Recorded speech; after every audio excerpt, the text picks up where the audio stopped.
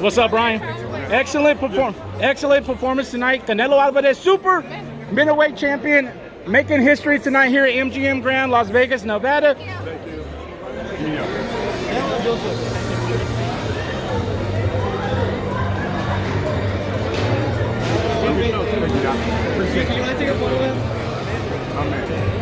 you. Brian, how would you break down tonight's performance tonight? Just it was Canelo's time. It's just his time right now. I think Caleb's a terrific fighter.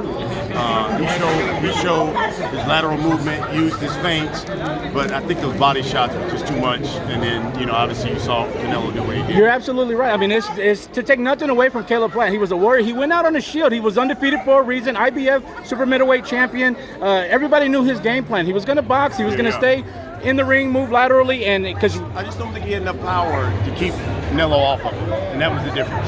I was telling everybody leading up to this fight, Canelo Alvarez guaranteed a knockout victory, and he was a man of his word. Yeah. Obviously, it going to the 11th round. Canelo's a terrific fighter. I mean, he wasn't going like he was going to lay down. I mean, they're fighting to be undisputed.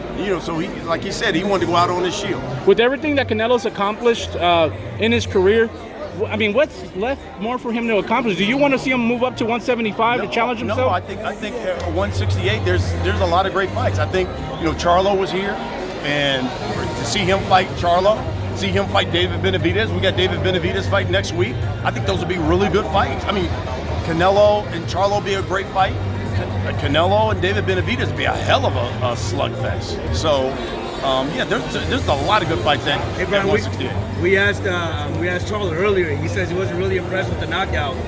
What do you think about his comments, and how does that fight play out? They were both beat up. Listen, they're fighters. It's not like they're going to be like, whoa, I was really impressed with what he did. He wants that fight. I'm sure if you followed it up with, do you want to fight Canelo? He's going to say, yeah, hell yeah. He wanted it. Yeah, exactly. So how do those two styles match up, Brian? Well, I mean, listen, Charlo's a guy who's going to try to come forward too. He can box. He's got a good jab. I think it'd be a really good fight because Charlo's a powerful guy. He probably has a little more power than Caleb does. I think that's what makes it intriguing. Yeah, and I think even to his point, Charlo mentioned that he'd be willing to go to Mexico to fight Canelo Alvarez. When you hear those bold statements, is that something that you think can possibly happen?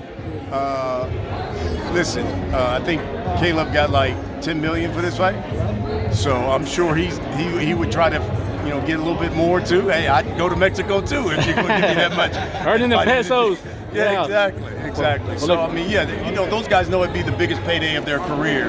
If they got to fight in his backyard, then they'll do it. Let's see, now you're working with Showtime. Obviously, you work with ESPN. When you get to an atmosphere like this, I mean, nothing is better than big fights in Vegas. You see the fight fans. Everybody's coming out to support their fighter. Does it get you, or rather give you extra motivation to continuously do what you do as a commentator? Yeah, listen, I tell everybody, and I tell all my good friends, you haven't lived until you come to a world championship fight in Las Vegas. That's facts. There's nothing like that atmosphere, and that just goes to show you the power of Canelo Alvarez. I mean, that place was over 16,000 inside that arena, and it was jam-packed.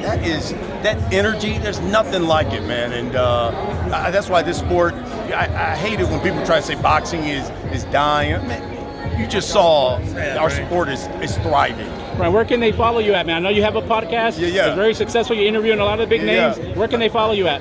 We have the Last Stand podcast on YouTube, and obviously wherever you get your podcast, so check that out. And then you can follow me on Twitter and IG at Custer TV. My last question to you, brother. I appreciate your time. You're very gracious with your time.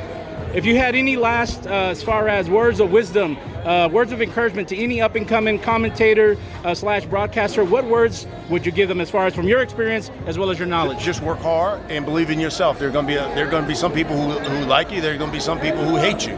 But that comes with the job, and you do